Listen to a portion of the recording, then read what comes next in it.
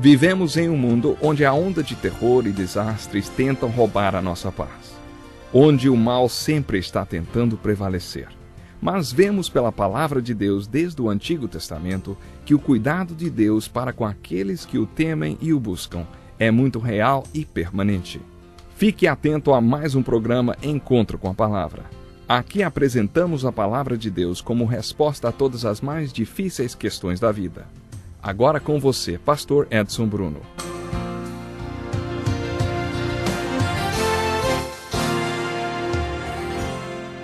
Quando você orar, vá para seu quarto, feche a porta e ore a seu pai que está em secreto.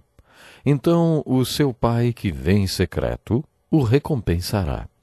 E quando orarem, não fiquem sempre repetindo a mesma coisa como fazem os pagãos. Eles pensam que por muito falarem serão ouvidos. Não sejam iguais a eles, porque o seu pai sabe do que vocês precisam antes mesmo de o pedirem.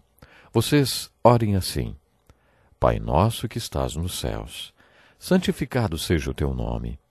Venha o teu reino, seja feita a tua vontade, assim na terra como no céu. Dá-nos hoje o pão de cada dia.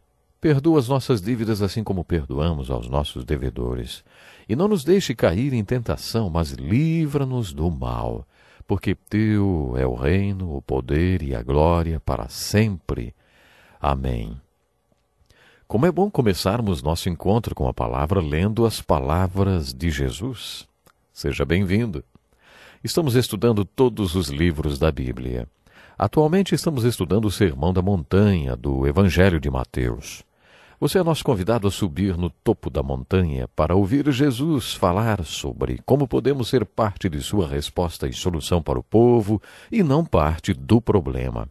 Ele quer nos ensinar a ser sal da terra e luz do mundo.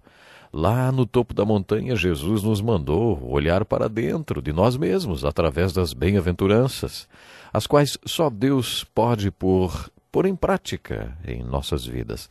Jesus também nos mandou olhar ao redor e nos ensinou sobre a justiça nos relacionamentos com outras pessoas. No capítulo 6, Jesus nos mandou olhar para o alto. Há algumas lições espirituais que nos tornam sal da terra e luz do mundo. Chamei-as de disciplinas espirituais, de disciplinas do discípulo. E é somente olhando para cima que poderemos nos equipar para olharmos para dentro e ao redor como realmente deve ser feito. A primeira disciplina vertical citada por Jesus no topo da montanha é a disciplina de dar. Nós a vimos no programa passado. A segunda é a da oração. Você tem de saber orar. Não há como ser parte da solução de Cristo para os problemas de toda aquela gente lá no sopé da montanha se não soubermos orar. Você não consegue nem resolver os seus próprios problemas se não souber orar.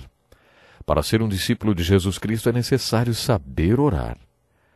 Tem gente que não sabe orar. Os discípulos pediram a Jesus que os ensinasse. Tem gente que nem vai a reuniões de oração porque na verdade diz que não sabe orar e que poderia ficar constrangido. No primeiro retiro espiritual realizado por Jesus, ele ensinou o povo a orar.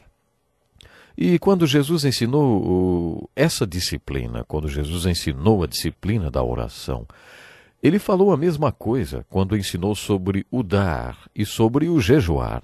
Jesus ensinou que dar, orar e jejuar são disciplinas espirituais, praticadas verticalmente e não horizontalmente. Eu explico. Quando você ora para Deus. Você não conversa com pessoas, mas com Deus. Portanto, sua oração é vertical. Uma vez ouvi uma senhora orando assim, Senhor, tu sabes como está escrito em Romanos 6:23 e em João 3:16. Depois da oração, o pastor lhe disse, será que Deus sabe todas as referências da Bíblia? Ela respondeu, claro que ele sabe, mas quem não sabe são os outros. Com quem você fala quando ora? Oração não é pregação, é conversa com Deus.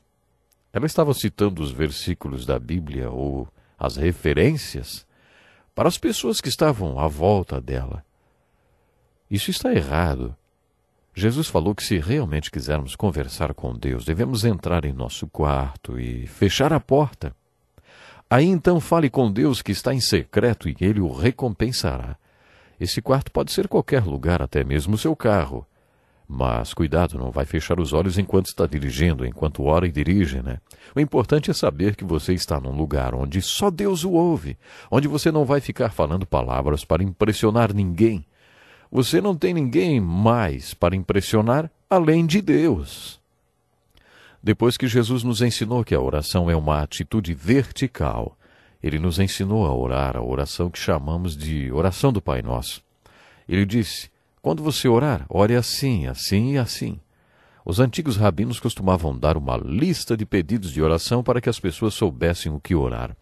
Bastava seguir aquela lista e pronto. Jesus também fez uma coisa parecida. Você vai entender melhor o que estamos falando. Nessa oração do Pai Nosso, há uma lista de 7 pedidos. 3 desses pedidos são providenciais e 4 são pedidos pessoais. Jesus nos manda começar dizendo: Pai Nosso. O Velho Testamento afirma que o Senhor é o meu pastor. E o Novo Testamento diz que Deus é nosso Pai. Nos 2 casos, Deus é pessoal. Jesus nos mandou falar com Deus como falaríamos com nosso Pai. No livro de Gálatas aprendemos que quando nosso coração está perto de Deus, chamamos por Ele como um Abba Pai, que significa meu paizinho. Tanto Paulo como Jesus nos ensinam a orar como filhos. Jesus nos ensinou a orar ao Deus Pai. Depois dessa introdução, a oração deve possuir 3 pedidos providenciais: seu nome, seu reino e sua vontade. Pai nosso que estás no céu, santificado seja o teu nome. O nome de Deus é a essência do que Ele é. Por isso, nessa oração estamos dizendo o seguinte: Senhor, quero viver de uma maneira que o Senhor seja revelado através do meu modo de vida. Que através das minhas atitudes as pessoas o conheçam e o santifiquem e o reverenciem. Depois venha o teu reino. Isso quer dizer: Pai, não estou construindo meu próprio reino, quero que o seu reino venha e quero que as pessoas conheçam a essência do que o Senhor é e o façam o rei de suas vidas. Jesus parafraseou esse segundo pedido providencial com o segundo pedido: seja feita a tua vontade assim na terra como no céu. Com isso, estamos dizendo: somos apenas vasos terrenos e eu quero, Pai, que através do modo como vivo, sua vontade seja manifestada e feita nesse vaso que sou, da mesma forma que é feita no céu. Dessa forma estamos orando. Deus em primeiro lugar, Deus em primeiro lugar e Deus em primeiro lugar. Como você pode perceber, essa oração não tem nada a ver com aproximar-se de Deus, com uma lista de compras que você vai recitando para Ele. Você começa a oração dizendo: Senhor, o que é importante para o Senhor é importante para mim. Uma vez estabelecida essa prioridade, você começa a fazer seus pedidos pessoais. Dá-nos hoje o nosso pão. O que significa orar dá-nos? Você pede pão, que simboliza nossas necessidades. O pão que você precisa é apenas para a sua necessidade de hoje. Dá-nos hoje o pão. Isso quer dizer, um dia de cada vez. O próximo pedido da oração do Pai Nosso é: perdoa as nossas dívidas. Na maioria das vezes, não mostramos para as pessoas o nome de Deus. Deixamos evidente nosso modo de vida e não o reino de Deus. Sua vontade não é manifestada em nós, nem através de nós, como o é no céu. Por isso temos que orar: perdoa-nos, Senhor. Uma vez ouvi um pastor dizer que há 8 palavras que principalmente os homens não dizem e que podem salvar um casamento. E a falta delas pode fazer com que o casamento acabe em divórcio. Eu estava errado, desculpe-me. E uma pergunta: você me perdoa? Prestaram atenção? Essas palavras são importantes e os homens muitas vezes não conseguem dizer, não dizem. Vou repetir, as palavras são: eu estava errado, desculpe-me. Ou então uma perguntinha: você me perdoa? É impressionante. Isso se aplica às mulheres também, mas é pior entre os homens. Como eles têm dificuldade de usar essas palavras. Se eu perguntar para um grupo de homens se eles acreditam em perfeição, eles vão me dizer não. Então, por que eles nunca dizem: eu estava errado, você me desculpa, me perdoa? Sabe por quê? Porque eles são machos, né? Algumas mulheres, por outro lado, nunca perdoam e nem pedem perdão também, claro. Nessa oração, Jesus ensina aos seus discípulos: se você não perdoar, você não será perdoado. Na oração do Pai Nosso e numa parábola sobre perdão, que Jesus vai ensinar mais à frente, ele diz que você vai receber perdão na mesma medida que perdoa outras pessoas. Quem você pensa que é para não perdoar ninguém, se já recebeu tanto perdão? O próximo pedido pessoal é: e não nos deixe cair em tentação. Podemos interpretar esse pedido da seguinte maneira: Pai, se o Senhor guiar meus passos e eu segui-lo dia após dia, eu não vou me confrontar com a tentação. Por isso, guia-me para que eu não enfrente a tentação. De acordo com as Escrituras, nós não somos fortes. Uma vez, enquanto Jesus orava, seus discípulos caíram no sono. Jesus os acordou e disse que eles deveriam ter ficado orando para não caírem em tentação. Se você soubesse como a tentação é forte, passaria a noite orando para não cair nela. Segundo as Escrituras, não sobreveio a vocês tentação que não fosse comum aos homens. E Deus é fiel. Ele não permitirá que vocês sejam tentados além do que possam suportar. Mas quando forem tentados, Ele mesmo lhes providenciará um escape para que a possam suportar. Quando eu era um pastor jovem, um adolescente me perguntou o que deveria fazer para não cair em tentação quando estivesse enroscado com sua namorada dentro do cinema. Eu respondi: ora, siga o conselho da Bíblia e fuja. Nós não somos fortes e a Bíblia nos ensina que devemos fugir das situações de tentação, por isso ore a Deus todos os dias. Senhor, não quero ser tentado, por isso guia-me, para que eu passe longe da tentação.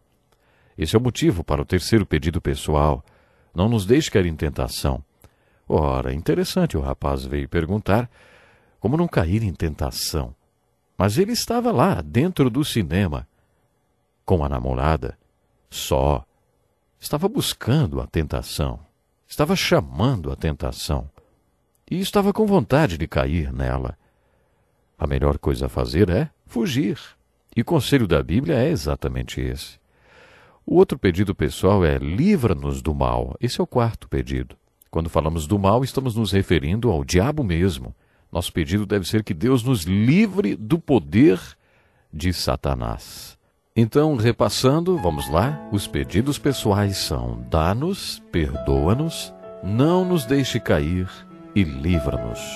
Acho que eu só aprendi o que significa teu é o reino quando pude dizer sobre um trabalho que eu havia começado havia 23 anos. Toma, Senhor, é teu, nunca me pertenceu.